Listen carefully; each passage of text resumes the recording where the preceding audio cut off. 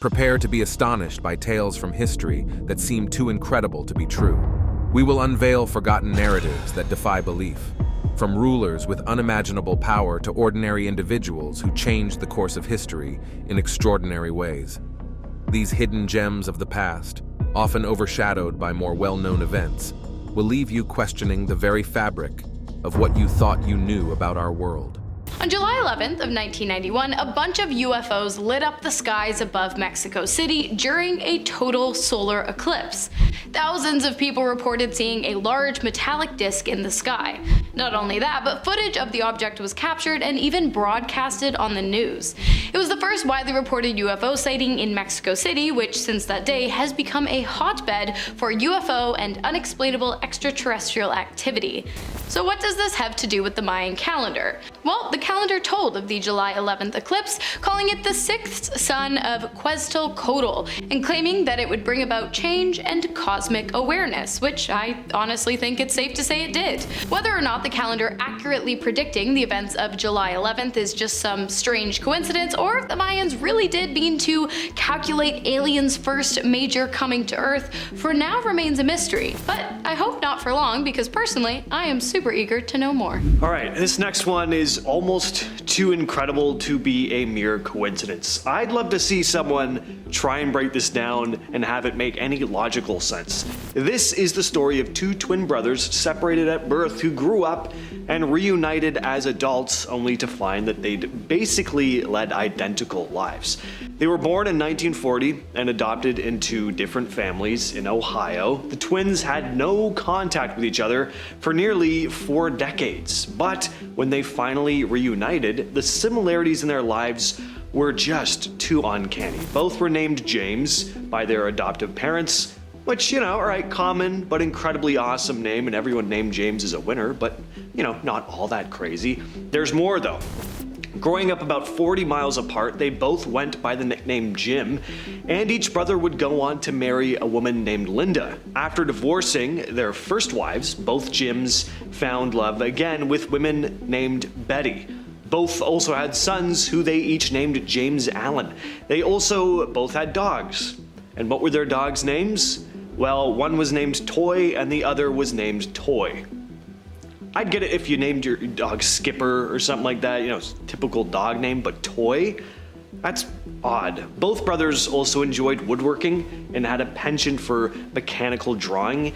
Even their choice of vacation spots matched up. Both Jims would often go to the same Florida beach. Their health habits were similar. Both had a history of headaches, smoked the same brand of cigarettes, and even gained and lost weight around the same periods in their lives. When Jim Lewis and Jim Springer finally met in 1979 at the age of 39, it was like they were looking at a slightly alternate reality version of themselves. The case of these twins is a pretty fascinating study on how much of our behavior and preferences might be hardwired into our DNA. Next up, we have the strange life of Violet Jessup, who during her time working as an ocean liner stewardess was present for 3 separate ocean disasters, all on Olympic-class ocean liners, including one of the most famous disasters, the sinking of the RMS Titanic.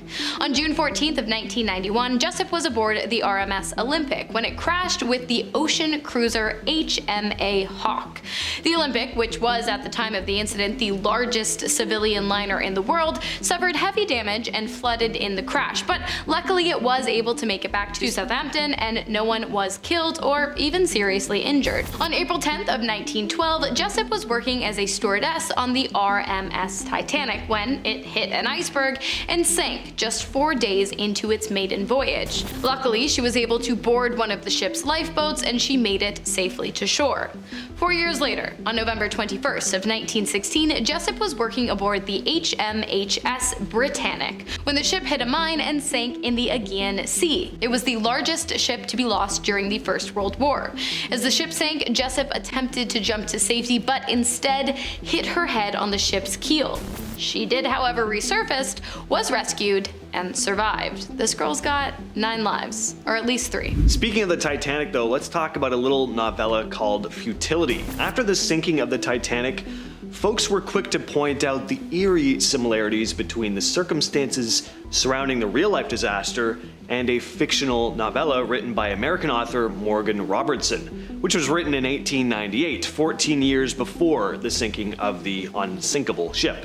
So what were the similarities? Well, the story describes a big British passenger liner called the Titan that is deemed unsinkable, but strikes an iceberg and sinks. Not only that, but the ship in the story doesn't have enough lifeboats and sinks in April in the North Atlantic Ocean.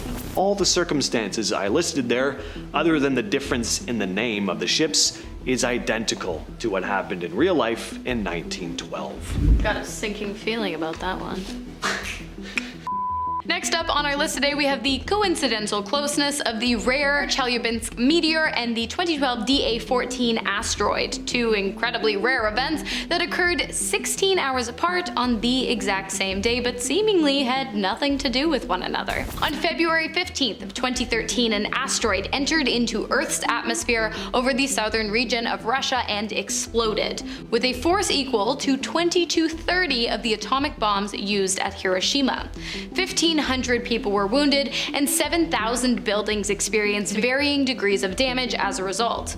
After the explosion, the ground below was hot and the entire affected area smelled like smoke. As I said, something like this is extremely rare, and the event was also the only time in history that a meteor has been known to cause human injury. Not only that, but the meteor was not detected by authorities prior to it entering into the atmosphere. If that's not crazy enough, just 16 hours later, another asteroid named 2012 DA-14 came within 27,700 meters, 17,200 miles, of the surface of Earth, making it the closest asteroid of its size to have ever been recorded in modern times. I'm going to call this next story the real-life Final Destination, because it sounds like a death you'd see in Final Destination. That's a movie you've seen, right? No. Anyway, this guy just could not escape the fate that was waiting for him. Henry Ziegland was born in 1861 in Honey Grove, Texas. He was a farmer who began dating a woman named Charla Karras. They lived together for a time, but in 1883, Henry dumped her. This left Charla utterly devastated, and in her despair, she ended up taking her own life. Charla's brother was filled with rage and blamed Henry for her death, and he decided he was going to take his revenge. So one day he snuck into Henry's barn while he was tending to the horses and fired at him. The bullet grazed Henry, who then pretended to be dead. Believing he had killed Henry, the brother then turned the firearm on himself. Little did Henry know, but the bullet had lodged into a tree by the barn. Now, 20 years went by, and Henry decided to cut down a tree in front of his barn. It was too thick to cut with an axe, so he opted for dynamite. When the dynamite went off, Henry was killed instantly. Not from the explosion, he was a fair distance away, but from the bullet that had been lodged into the tree 2 decades earlier. Next up, we have the strange life of Robert Todd Lincoln, or should I say strange saving. As we all should know, the 16th President of the United States, Abraham Lincoln, was assassinated by John Wilkes Booth in a theater on April 14th of 1865. What you might not know is that during his presidency, Lincoln actually bore witness to 2 other assassinations of very prominent members of American society.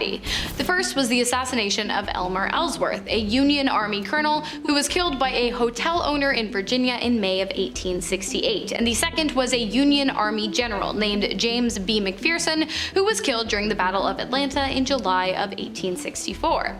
What's cool about this is that it's not actually the weird part. What's weird is that prior to the death of Abraham Lincoln at the hands of John Wilkes Booth, Abraham Lincoln's son, Robert Todd Lincoln, was actually saved by John Wilkes Booth's brother, Edwin Booth. Edwin, who was a famous actor at the time, had seen Robert Todd fall between the platform and a train at a train station and quickly pulled him to safety before things got gory.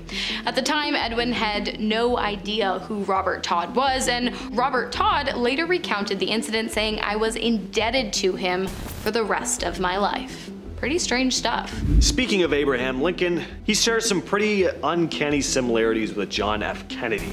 People have listed tons of coincidences between the two, too many to list here, but some of the most famous include Lincoln and Kennedy both being elected to Congress in a year ending in '46. Then both were elected president in a year ending in 60. They both had security agents named William, who died at the age of 75. The eeriest similarities surround their deaths, though. Both presidents died after being fired at in the head on a Friday, and both were sitting next to their wives at the time. Lincoln died at Ford's Theater, and Kennedy died in a Lincoln car, which was made by the Ford Motor Company. Both had been accompanied by another couple, the male in each couple being wounded in the attack as well. And both of their successors were named Johnson. Lincoln was succeeded by Andrew Johnson, and Kennedy was succeeded by Lyndon B. Johnson. Lastly, the names Lincoln and Kennedy each have 7 letters. That's not a big one, but there's tons of others. Just read about it, it's nuts. Next on our list, we have the striking life of Walter Summerford. And when I say striking, I mean it.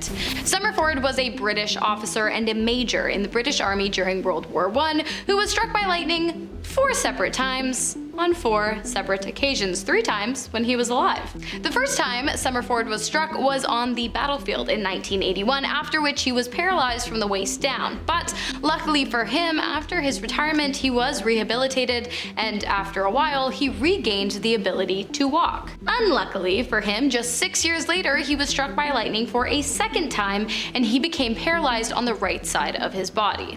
Again, in time, he was able to regain the ability to walk and lived a normal life. Up until 1930, that is, when he was struck by lightning for a 3rd time while trying to walk through a park in Vancouver. This time he was paralyzed completely, and he remained bedridden until his death just 2 years later. He was laid to rest in a cemetery and given a gravestone that read, "In loving memory," although it's pretty hard to make it out now considering the fact that shortly after his burial, his gravestone was struck by lightning and split into 3 distinct pieces, one for each time he was struck while alive. Pretty strange coincidence. Edgar Allan Poe is legendary when it comes to his fantastical tales of the dark and macabre, but in this case, truth was stranger than fiction because it was eerily close to a fictional work. In 1838, Poe wrote a novel called The Narrative of Arthur Gordon Pym of Nantucket. It's about a young man named Arthur Pym who goes on a sea voyage. In one part of the story, though, the crew of Pym's ship finds themselves in a desperate situation. They're stranded without food, so they decide to draw straws to see who will be sacrificed so the others can survive. The unlucky one is the cabin boy named Richard Parker, who ends up being killed and eaten by the others. About 46 years later, in 1884, a real-life ship sank, and their survivors were stranded at sea, and just like in Poe's novel, the men found themselves without food and decided to draw straws to see who would be sacrificed. And who was chosen? It was a young sailor named Richard Parker. Need I say more? Jean-Marie Duberry. On February 13th, 1746, a French man named Jean-Marie was executed for the murder of his father. Hundreds of years later, on the exact same day, a man named Jean-Marie Duberry was also sentenced to death. He had also taken the life of his father. So what are the odds that 2 unrelated people with the same name both killed their fathers and then got executed on the same day? Like, that is just way too freaky. In our 9th spot, we have the dollar bill. Now, this is a pretty wholesome one for you all. When a woman named Esther was young, she had written her name on a couple of dollar bills after a bad breakup. She then told herself that she was going to marry the man that brought the bill back to her. Well, years later, she was dating a man named Paul Gratchen. The day he asked Esther to be his girlfriend, they were at a sandwich shop. As he was paying for the meal, he got handed a dollar bill with the name Esther written on it. The bill she wrote years prior. And in the end, they ended up getting married. Now, how wholesome is that? The universe literally gave her what she had manifested. Coming in at number 8, we have the girls with the red balloon. In 2001, a 10-year-old girl named Laura Buxton decided to release a red balloon from her front yard with a message on it. The balloon said, "Please return to Laura Buxton," and it had her address written on it. Well, this balloon traveled 140 miles and ended up landing on the yard of another 10-year-old girl's house. This girl's name was also Laura Buxton. Like, what are the odds? The 2 Laura Buxtons ended up meeting, and they discovered that they had tons of similarities, not just their age and name. For example, they both had a guinea pig, a gray rabbit, and a 3-year-old chocolate lab. They both also looked alike and dressed alike. I'm telling you, this is just way too freaky. Like, what are the odds? I'm gonna be saying that a lot in this video. What are the odds? Moving on to number 7, we have Mark Twain and Halley's Comet. Every 76 years, Halley's Comet is visible to the naked eye as it soars past Earth. Well, American writer Mark Twain was born on one of Halley's Comets passing in 1835. The next year that the comet was said to pass was in 1910, and Mark Twain predicted that he was going to die that year. He said that he came into the world with the comet and that he was going to leave the world with the comet as well. And Mark Twain was right. Mark Twain passed one day after the comet's closest approach in 1910. So not only did Mark Twain predict his own death, but his birth and death both seamlessly lined up with Halley's Comet. How freaky. In our 6th spot, we have Violet Jessup. Violet Jessup has been named the luckiest woman as well as the unluckiest woman. She also has been given the name Miss Unsinkable, and I'll explain how she got those nicknames in just a second. So Violet was a stewardess and nurse who was on board 3 big sister ships when disaster struck each of them. It started with the HMS Olympic. She was on board the ship when it collided with the HMS Hawk. Then she was on the HMHS Britannic when it struck a mine at sea. And lastly, she was on board the Titanic, and she managed to escape all 3 of these disasters. At this point, she probably was cursed, and after the first accident, she shouldn't have gotten back on any ships ever again. So that's why she's been given the name the luckiest, unluckiest woman to live. She's been lucky to survive all the accidents, but unlucky that they kept happening to her. We're now at our 5th and halfway mark with Danielle du Toit. The irony behind this next story is mind-blowing. So Danielle du Toit was a South African astronomer. Over his life, he discovered and co-discovered several comets. He also spent his days giving lectures. On September 28th, 1981, he gave a lecture on how death can strike anyone at any time. As soon as the lecture was done, he popped a mint into his mouth. The mint then slid to the back of his throat, he choked on it, and died right then and there. So yeah, I'd say his lecture was pretty spot on. In our 4th spot today, we have Harry Zigland. Now, this story is kind of controversial. Some say it's an old wives' tale. Others say that it actually did happen. Now, if it did happen, then this is the definition of karma. So back in the day, there was a man named Harry Zigland who broke a woman's heart. She was so heartbroken that she took her own life. Her brother was so devastated and angry at Harry that he vowed to get revenge on him. So he went out to find Harry with his gun and shot at him. Harry fell to the floor, and the brother, thinking that he had succeeded in killing him, grabbed his gun and took his own life. But Harry survived. The bullet didn't strike him. Instead, it hit and got lodged into a nearby tree. 3 years later, Henry was using dynamite to remove the tree. When he blew it up, the explosion sent the bullet out of the tree, and it hit and instantly killed him. It took karma 3 years, but it finally caught up to him. Coming in at number 3, we have the Hoover Dam. Over the course of the construction of the Hoover Dam, there were 96 deaths. The first death was of a man named J.G. or George Turney. It occurred on December 20th, 1922. He sadly lost his life after drowning in the dam. 14 years later, on the exact anniversary of this guy's death, his son, Patrick Turney, lost his life. He fell from an electrical tower and died. This was also the final death reported during the construction of the dam, meaning the first man to die and the last man were father and son, and it happened on the exact same day. Coming in at number 2, we have Jack Frost and Other Stories. Some things are just meant to be, and you'll believe this once you hear this next story. Children's book author Anne Parrish was with her husband in Paris when they stopped by an antique bookshop from the 1920s. While in there, she found a copy of Jack Frost and Other Stories. She told her husband that that was her favorite book as a child. Well, when he opened the book, it had her name written inside of it. It read Anne Parrish, 209N Weber Street, Colorado Springs.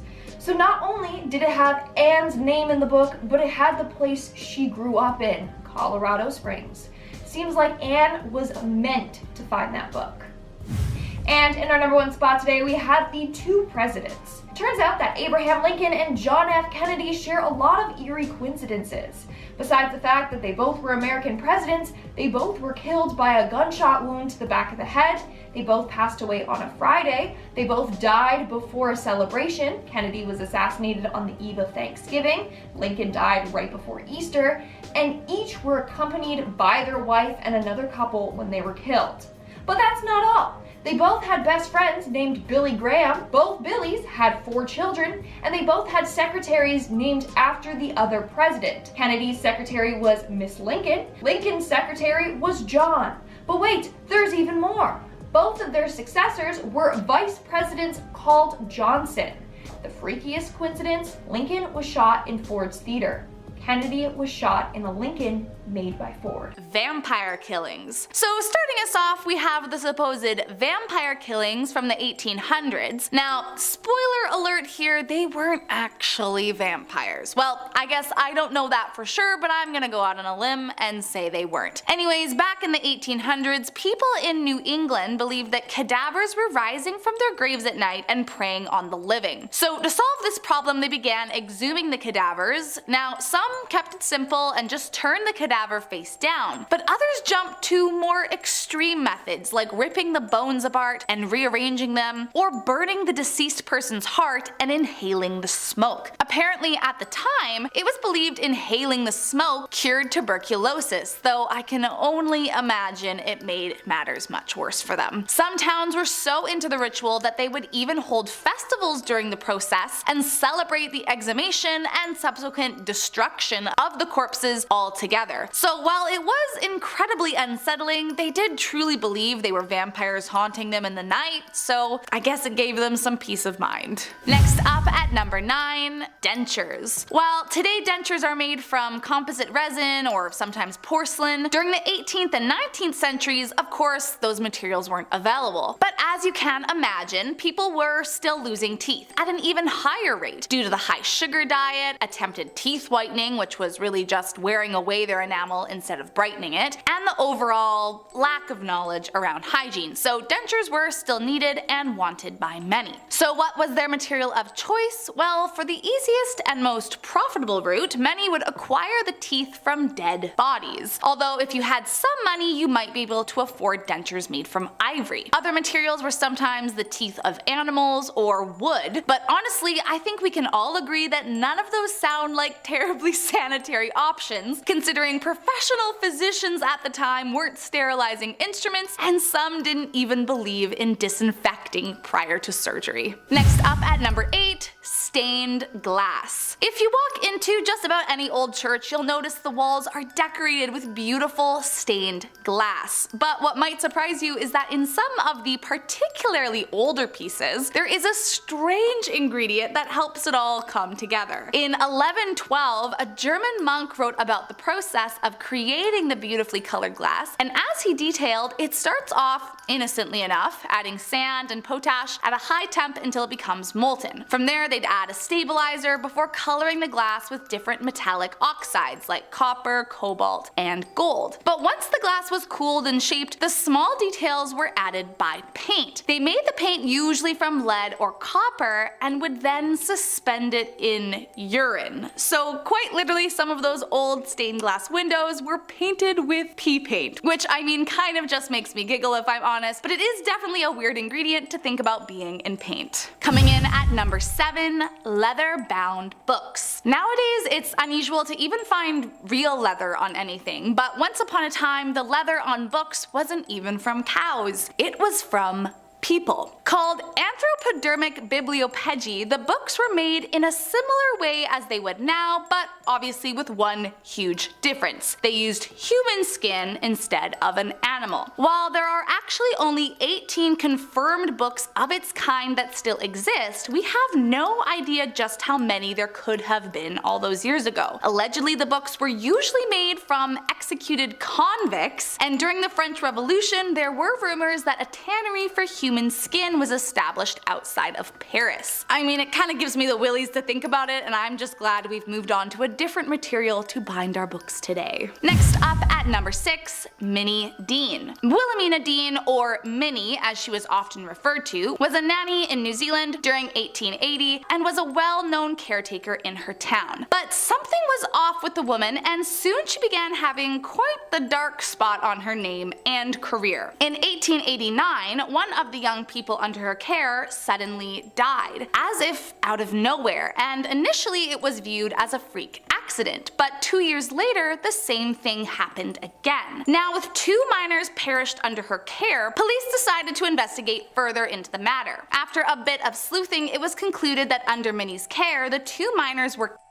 as she was attempting to take out life insurance on them. Police immediately took the remaining young boy in her care, finding it in dirty clothes and drinking curdled milk. By 1895, the investigation into her crimes continued, and she was spotted trying to flee on a train with another victim in her arms. And when police searched her house, they found 3 more covered up victims. Eventually found guilty for all her crimes, she was the first and only woman ever hanged in New Zealand. Next up at number 5, radiation test subject. In 1999, a man named Hisashi Uchi was a power plant technician, and he became known for being exposed to the highest amount of radiation of any human in history. While working at the Tokamura nuclear power plant, after a lack of safety protocols, improper training, and just an overall pressure to meet deadlines, Uchi and his coworkers made a terrible error. They mistakenly mixed an incorrect measurement of radioactive materials into the wrong tank, and as you've probably figured out, it caused a near fatal burst of gamma rays. Hisashi, who happened to be the closest to the incident, was brutally injured and sent to the hospital. Once he was there, it was discovered he had no more white blood cells, so essentially meaning that he had no remaining immune system. And despite being in intense pain with a rapidly deteriorating condition, doctors kept him alive under the family's request. So for 83 days, Uchi remained alive, being used as a test subject for experimental radiation treatment by the doctors, which, I mean, in their defense was the request of the family, but still, he endured several cardiac arrests, lost all of his skin, and suffered brain damage as well as organ failure. One of the last things Uchi ever said was, quote, "I can't take it anymore, I'm not a guinea pig." And then finally, one more cardiac arrest released him from his torture. Coming in at number 4, Mumia. Most widely practiced between the 12th to the 17th century, although there were a few cases in the 18th century that pop up, Mumia was widely used as a means of medicine in many European countries. Now, if you can't tell by the name, Mumia is creepily just as it sounds, the use of human remains to fix a living person's ailments. It was believed by many of the top physicians at the time that ingesting certain remains prompted the medicinal power of the mummy and could cure things like coagulated blood, pain, coughs, inflammation, cramps, and even heal open wounds. Now, they didn't just sit around eating the carcass directly. Instead, they would either grind the bones into a powder and drink it from there, or drink an extracted liquid from the embalmed individual. In fact, it was so popular at one point that it's believed the reason there are so few mummies these days is because of the high demand of flesh at the time. Coming in at number 3, James Jameson. One of the heirs to the Jameson whiskey family fortune,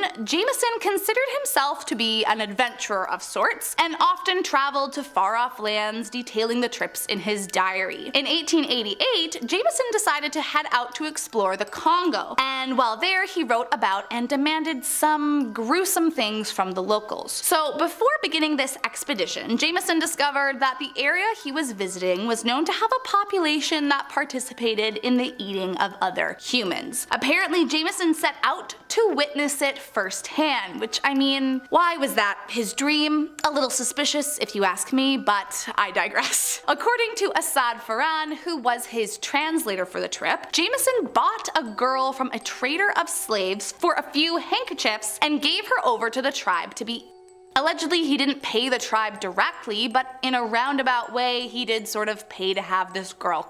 What's even more gross is that he proceeded to draw and paint watercolors of the gruesome event while it happened, which again, just wrong on so many levels. Coming in at number 2, Cambodian Barbies. You may have been taught about the Khmer Rouge in history class, but if they don't ring a bell, essentially they were an extreme communist regime in Cambodia that held government between 1975 to 1979. They were known for being extremely cruel and committed some of the most horrifying acts of genocide in history, with nearly 2 million perishing under their ruling. Now, during their radical rule, the entire country was isolated from all foreign influences. This included closing schools, hospitals, factories, banks, foreign agriculture. They believed this would stimulate the rebirth of the country, but of course, all it did was send it into desolate famine and poverty. Led by a man named Pol Pot, the people of the country could not forage for food, despite the fact that everyone was starving, and anyone who disobeyed the orders was killed. Apparently, as the people became more and more desperate, they began to turn to folk magic, turning Barbie dolls into smoking talismans for luck. Thankfully, since its dissolution in 1999, all the leaders have been jailed for their atrocities, and the people are freed from the genocidal regime.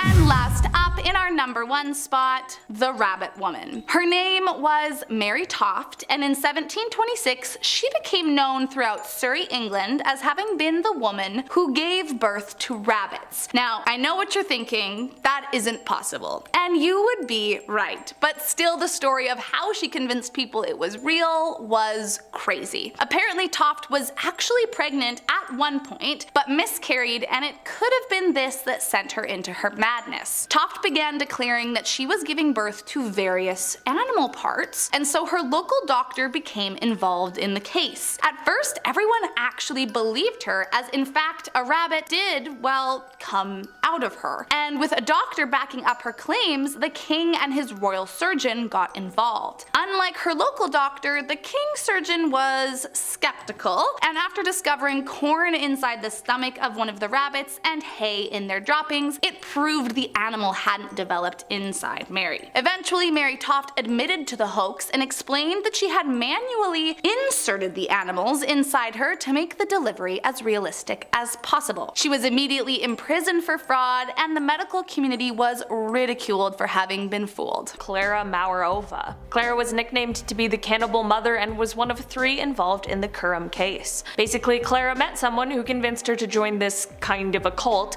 that was led by someone who was called the Doctor. After joining this cult, that same woman, who was called Barbara, started to convince Clara to commit certain crimes against her own family. A lot of these crimes are one that I unfortunately cannot even repeat here on YouTube. These crimes continued on for a year until somehow a neighbor of Carla's bought a nanny cam that was on the same frequency as one that Carla was using, and the neighbor's camera's feed ended up getting intercepted with Carla's, and this neighbor saw some of the crimes happening and took the evidence to the police. Thankfully, this was enough for the police to come and take Clara into custody and charge her. The boys involved were able to testify at the trial as well. In our number 9 spot today, we have Irma Grease. I don't care if I say any of these names right, they all suck. Irma was given the nickname the Hyena of Auschwitz, and I think that really speaks for itself. She was a concentration camp guard and even went on to serve as warden of the women's section of Bergen-Belsen. There are many accounts of Irma and the crimes she committed, and they are all absolutely horrific. It is said that she was particularly cruel and stirred panic and fear in every prisoner that crossed her path. Apparently, she even had a lampshade that was made out of the skin of 3 separate prisoners, just as an example of how depraved she really was. These crimes caught up with her in the end, however, as in the spring of 1945 she was arrested along with 45 other people. She was accused of war crimes, and although she pleaded not guilty, the testimonies of witnesses and strong survivors allowed the truth to come out. She was convicted and sentenced to death, which occurred on December 13th, 1945. In our number 8 spot today, we have Leonarda Cianciulli. Better known as the soap maker of Correggio, Leonarda was an Italian serial killer who lived from 1883 until 1970.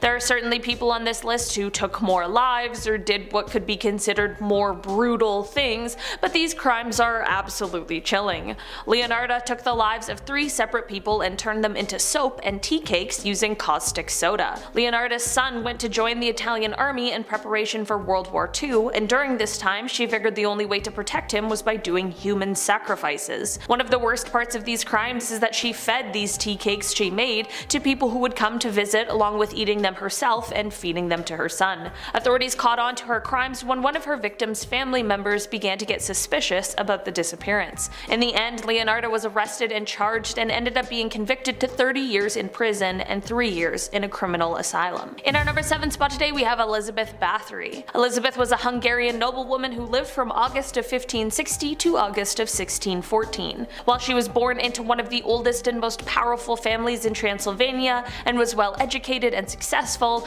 she was also killing young women and bathing in their blood. Yeah, super weird and really not cool at all. Elizabeth has gone down as one of the most evil women in history because she was taking the lives of women who were her servants, and she was bathing in their blood because she believed it would keep her young. There's something that's telling me that this probably didn't work. I guess somebody should have told her about drinking water and leaving other people alone. It's way more efficient. Anyway, instead of being remembered as youthful and beautiful, Elizabeth is instead remembered as being a terrible evil person who took the lives of somewhere from 175 to 200 women, but some accounts swear the number might be as high as 600. In our number 6 spot today we have Hera Oberhauser. Hera was a German physician and convicted war criminal who performed absolutely horrific medical atrocities on prisoners at the Ravensbrück women's concentration camp. She was known for being a part of medical experiments like treating purposely infected wounds with sulfenamide, as well as bone, muscle, and nerve regeneration and transplantation. Hera was the only female that was a defendant in the Nuremberg doctors' trial, and she was convicted for crimes against humanity but was only sentenced to 20 years in prison. She was released early for good behavior somehow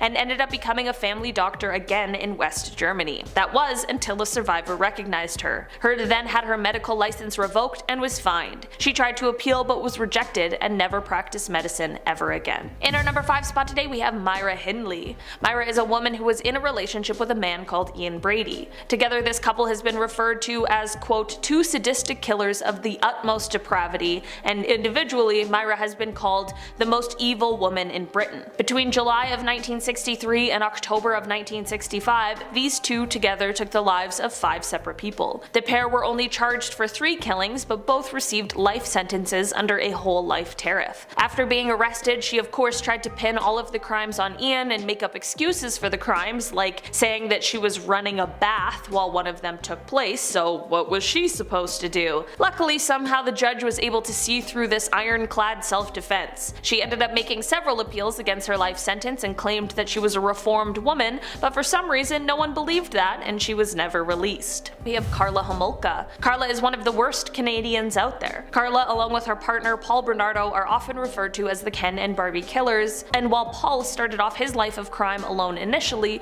he quickly brought Carla into it as well, as the crimes only progressed and got worse. After being found out, Paul was arrested and charged for his crimes prior to their relationship, and together the pair was charged with taking the lives of 3 separate people, one of them being Carla's own sister. The investigation of the crimes was quite difficult and complicated, and unfortunately there was no choice but to offer Carla a plea deal. If she fully cooperated with the investigation, she would receive only a 12-year sentence in return, and she accepted. Both Paul and Carla were convicted in 2005, and while Paul still remains in prison, Carla served her 12-year sentence and has since been released. She left Canada for a while, but unfortunately has since returned. In our number 3 spot today we have Ilse Cook. Ilse was a war criminal who oversaw concentration camps that were run by her husband Carl Otto Cook. She is well known due to her sadistic and brutal treatment of prisoners, and she became one of the first well-known people that committed these types of crimes to be tried by the US military. It is said that those being held at the camps with distinctive tattoos, Ilse would take pieces of their skin as souvenirs. When being charged with her crimes, they included things like private enrichment, embezzlement, as well as taking the lives of some prisoners to prevent them from testifying. In the original trial, she was acquitted for lack of evidence, although her husband was sentenced to death by an SS court in Munich. After a few more trials, however, she ended up being sentenced to life in prison,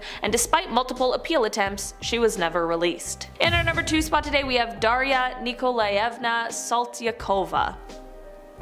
That's the best we're gonna get. Daria was a Russian noblewoman and a serial killer from Moscow. She became well known for killing many of her serfs, mostly women, which is kind of similar to Elizabeth, who we already talked about today. Because of her ties to the Russian royal court and other Russian nobility, complaints about the deaths at her estate were initially ignored and only resulted in punishments for those who did the complaining. Eventually, however, relatives of those who had been killed were able to bring a petition to Empress Catherine II, who then decided to try Daria publicly. Investigations took 6 long years, where the investigating official counted up to 138 suspicious deaths, basically all of which could likely be attributed to Daria. In the end, she was found guilty of 38 of these crimes, but the Empress wasn't quite sure what the punishment should be, as the death penalty had already been abolished in Russia. In the end, Daria was chained on a public platform and made to wear a sign around her neck that detailed the crimes she committed.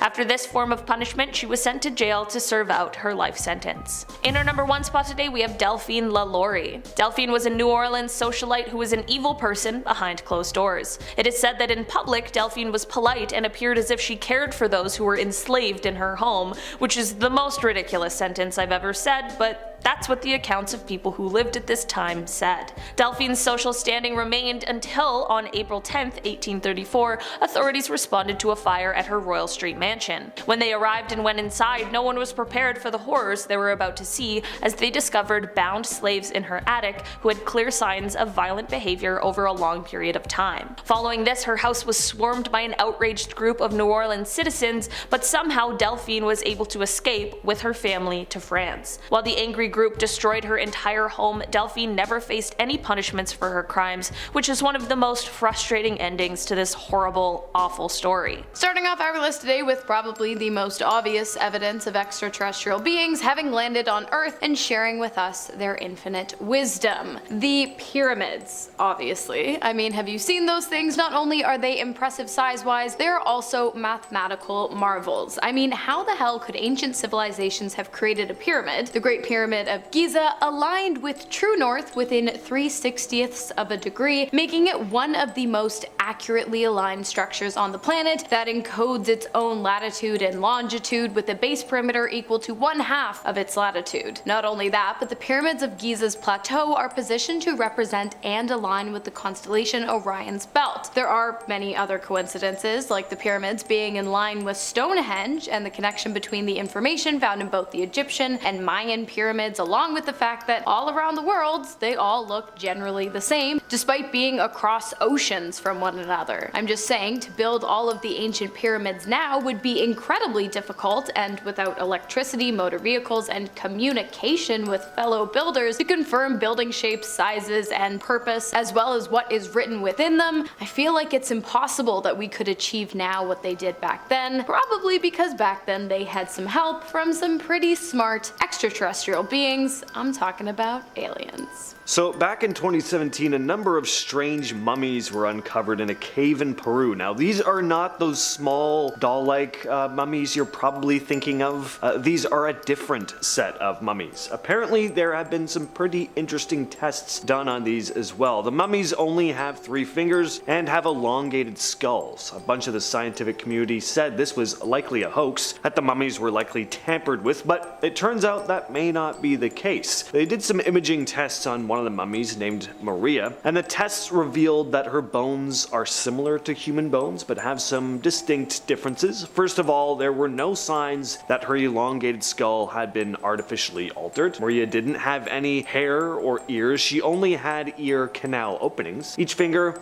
has 4 bones, unlike the 3 bones in a human finger, making her hands about 8 inches longer than usual. Her feet have longer toes, each with 4 bones instead of 3. The heel bone of her foot is shaped differently, and radiocarbon dating places the age between 240 AD and 383 AD, meaning she lived around the time of the ancient Nazca civilization. Who knows if this is genuinely a real set of mummies or just a hoax? We'll probably find out within the next, I don't know, few months, weeks, days or so, but interesting for now. Next up, we have some pretty convincing evidence. Ancient descriptions of spaceships carved within the walls of the Temple of Osiris at Abydos. I mean, the hieroglyphics are clear as day. While some people claim that the spaceship depiction is the result of erosion on the tablet where it had once been inscribed, I'm just not buying it. I mean, I understand there is a piece missing from the corner, but the spaceship image remains untouched and in my opinion unaffected. I mean, look at the other hieroglyphics on this slab. Although this is one of the only places in Egypt where spacecrafts are depicted in hieroglyphics, even this single depiction, combined with everything I mentioned in my first point, along with the fact that ancient Egyptians are often depicted looking up into the heavens and worshipping the stars, I'd say it's a pretty good chance that the inscription was more than just erosion or even abstract art. It's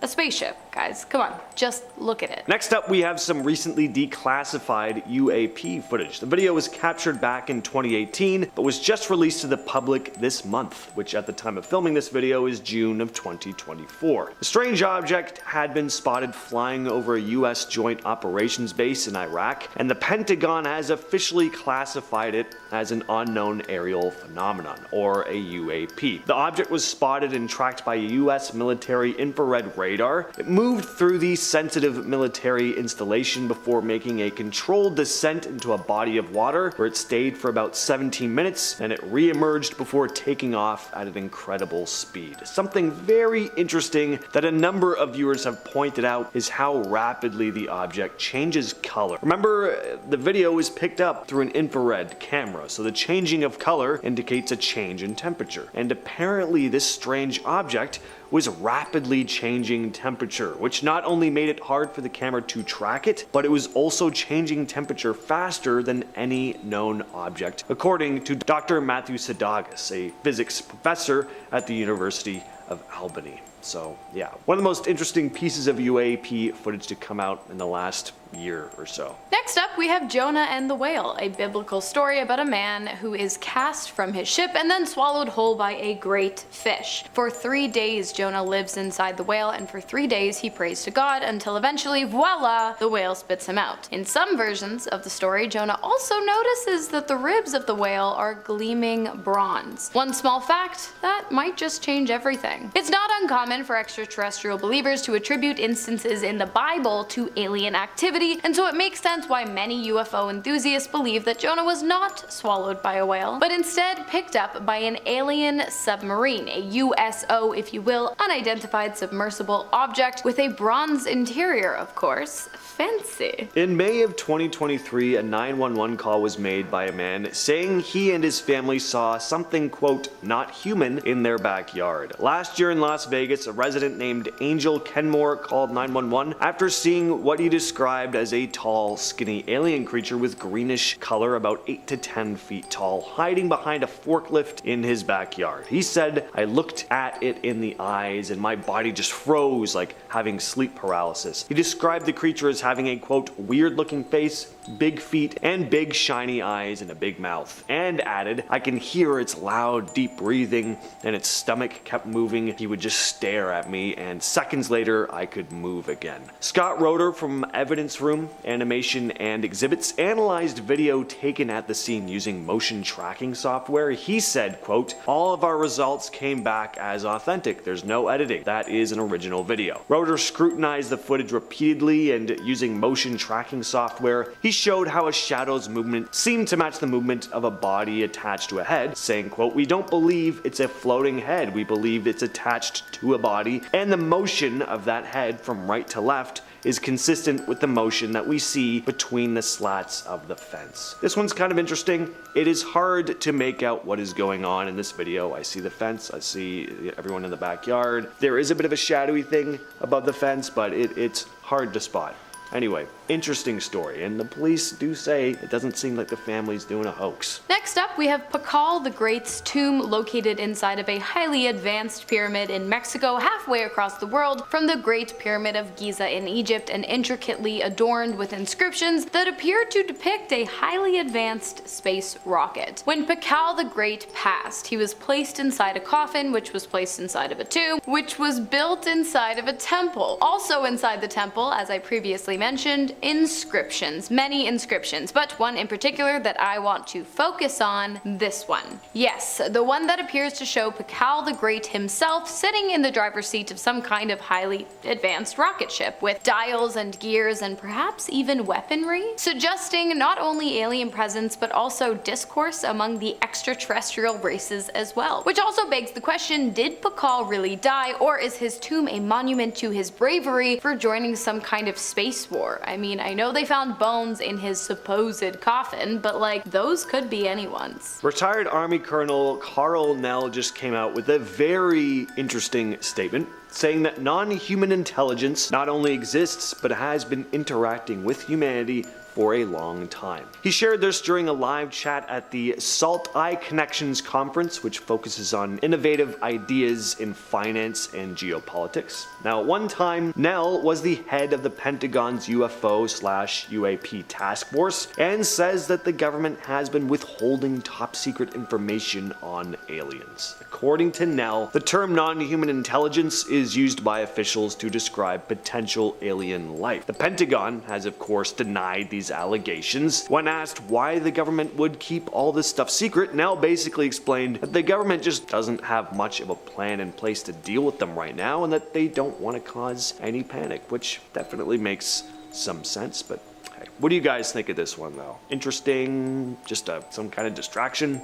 Who knows? Leave your thoughts down in the comments. You want to know what makes me quite confident that my subtle belief in aliens having already touched down on Earth might just be 100% correct? Harvard scientists backing my claims. Yep, that's right. Here's some new evidence for you. Aliens have visited Earth because Harvard said so. Yep, Harvard, one of the top universities in the world, has academics running around holding press conferences and saying that not only is it likely that aliens exist and have been here before, but that they are probably still here, living either among us, below us, or even on the moon. The claim comes from a hypothesis pertaining to a study called the crypto-terrestrial hypothesis, a case for scientific openness to a concealed earthly explanation for unidentified anomalous phenomenon. That's a mouthful. And the hypothesis itself provided four possible explanations for anomalous activity. 1 is an extraterrestrial explanation, i.e. aliens. 3, an unconventional terrestrial explanation, i.e. unconventional explanations that still don't involve aliens. And 4, the crypto-terrestrial hypothesis, the result of either aliens or a subspecies of humans that evolved separately from us to be far more advanced, living among us on Earth. It sounds pretty out there, but it's also Harvard University academics who wrote the paper. So who am I to judge? And who are you to judge me? It's Harvard.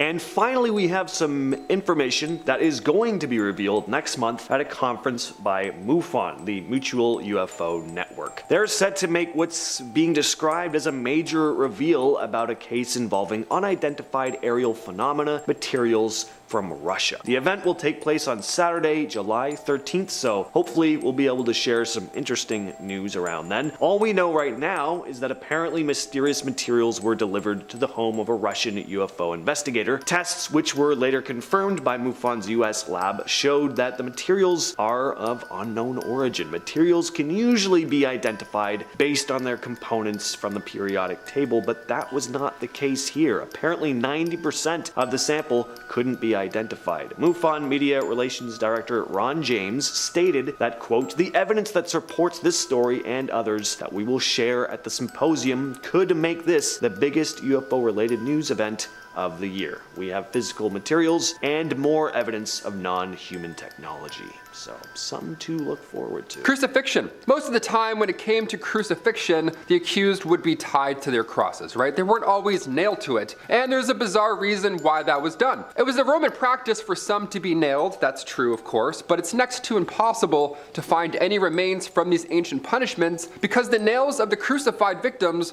were looked at as powerful charms or an amulet almost. I don't know. Again, this was the ancient world, so they loved harming others, but then they also believed in good luck and good karma at the same time. So you're like, okay, sure. Some believe that they had healing properties, which is ironic considering what act they just performed with said nail. Know what I mean? It's like, hey, where'd you get that one from? that guy's arm, actually. Yeah, it's nice. In 1968, a team of builders were laying foundation for a new suburb in northern Jerusalem. Now, while digging, they found the remains of a foot with a nail still in it, still in the bone. Jehohanan was the first victim of crucifixion ever found in Israel. This was an important find. Now, the reason the nail was left in, well, experts guess, is because the nail was bent at the tip and nobody could get it out, which is horrible. Imagine seeing that scene. Ugh. Number 9, damnatio ad bestias. Also known as killing by wild animals, this was a form of Roman capital punishment in which the accused was, well, you guessed, killed by wild animals in an arena. Now, you may be thinking about Gladiator at this point. This was a little different. This was about 80 years before that. The gladiators, they could defend themselves to some degree, but, those meeting their fate with this method, they were defenseless. They were tied to one spot, or they were given a small weapon made of wood. It was an insult, really. This form of punishment was seen in ancient Rome starting around the 2nd century BC. 80 years later, the Colosseum saw a similar practice, only then it was, UFC. It was this big Colosseum, it was a public viewing, and they could fight back with tridents or nets, which I guess helps. I don't know, not really. Number 8, boat. Death by boat. What does that even mean? I don't even want to know what this is. Here we go. First described by Plutarch as a Persian torture technique, the accused, in this case, in the boat case, was stripped completely naked and then tied to 2 different boats. Now, at this point,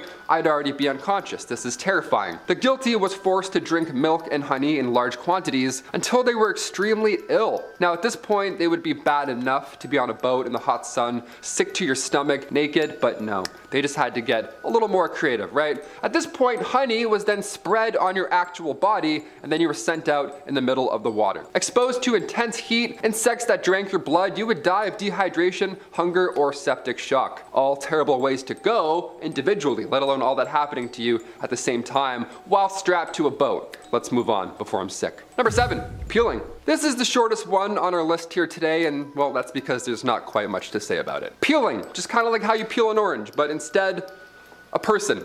Yeah, brutal, right? Hit that thumbs up for brutality. You wanted this, that's why you clicked it. Used by the Assyrians and then later by the Romans, those fancy Romans. The victim in this case was covered in hot water. Already a bad start. And then some monster would then take a blade, start out of your feet, and then slowly and surely just take little bits of you away. Now, death, of course, depended on how much skin was removed and how extensive the wounds were, so it wasn't the same every time. Sometimes it was fast, and other times it was really, really slow, which is horrible. Either way, come on, what is this, Game of Thrones? How do you do this to a person? Number 6, the bronze bull. Romans used this type of punishment, and Saint Eustache was baked, apparently, in a bronze bull with his wife, all under the command of Emperor Hadrian. Now, however, the Catholic Church considers these stories to be completely untrue. So that little breath that you just did, it's okay. You can release that now. The odds that this one actually happened are quite slim. But then again, after that boat thing, who knows? It's worth mentioning. It probably happened once or twice. Because a very similar fate happened to Antipas of Pergamon during the persecution of Domitian in 92 AD.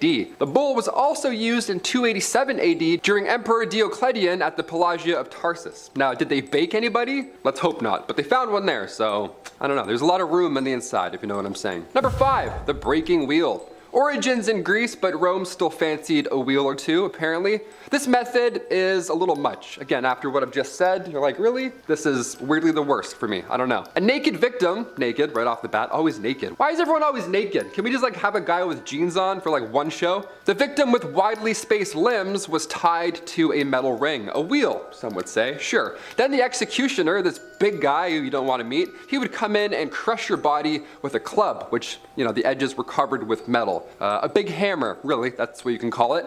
Now, after crushing the limbs, the victim was placed in an upright position, okay, and then at that point, folks would watch. No one was working back then. Folks would just hang out and watch all day as birds would consume what is left. Yeah, again, welcome to the ancient times. I'm gonna go throw up now. Number 4, keel hauling. As somebody who is not a fan of water at all, this was a type of punishment that I can't even imagine. No, it sounds like something from Game of Thrones. It can vary depending on how bad the ocean is. Imagine that as a lead up. The ocean's bad, so should be pretty bad today. You're like, oh no, what's gonna happen? This punishment was reserved, of course, as you guessed, for sailors. Sailors at sea, a couple of naughty mateys. Now, it was first performed by the Dutch Navy in the late 16th century, but again, origins go all the way back back to Rome because, you know, they're the OG beaters, I guess. And what would happen was the accused were tied with rope and then dragged underwater from one end of the ship to the other. While many died or drowned, obviously, being flossed around a pirate ship covered in barnacles, it wasn't always fatal, which makes this worse somehow. I don't know. I don't want to live after that. Not always, but a good amount of time, it was probably the end of your line. Number 3, Strappato. Strappato sounds like an Italian artist, but it's definitely not. Don't try and look this one up on Google. You won't like it. It's creative, I'll admit, but all in the worst ways. It's an uncomfortable form of punishment. Unlike others on this list, it doesn't end in death, purposely. In Strappato, the guilty is strung up by the wrists behind the head. Now at first, it doesn't sound that bad, but of course it gets a little worse. The awkward angle at this point is pretty much guaranteed to cause dislocation of the shoulders, but if it doesn't do anything that's too bad, weights would be added. So then something would break, something would be out of place, and then you'd be broken for the rest of your life, which in my opinion is way worse than a death, a fast death. I'd rather that for sure. Number 2, sawing. Sawing, yeah, like in the Terrifier. You ever seen that movie? It's kind of like that. Mostly seen in Rome, Spain, and some portions of Asia. Yeah, popular one this one was. It was pretty straightforward. You can imagine this one, what it would entail. Capital punishment at its cruelest, getting sawed in half. Again, to the public. Yeah, that's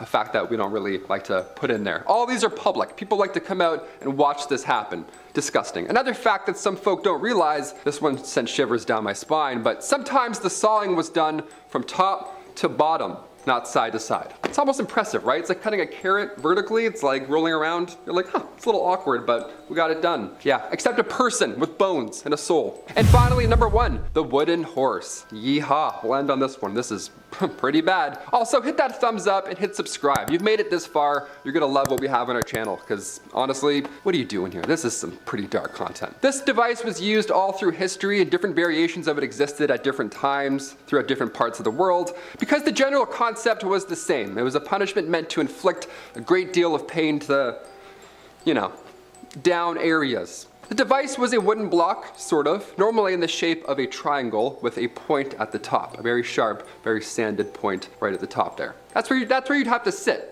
Right there in that little triangle of death. Whoever was having the pain inflicted upon them would be tied up and then placed onto this block with a leg on either side, almost like a horse. From there, they would have weights tied to their legs in order to slowly lower them further and further onto this already very uncomfortable block. In later years, post-Roman times, the punishment would be inflicted at the same time as the person was being paraded throughout town. Again, another public event. I can't even watch UFC. I can't watch a guy perform an armbar, let alone watch this. Are you kidding me? No, I'm gonna throw up.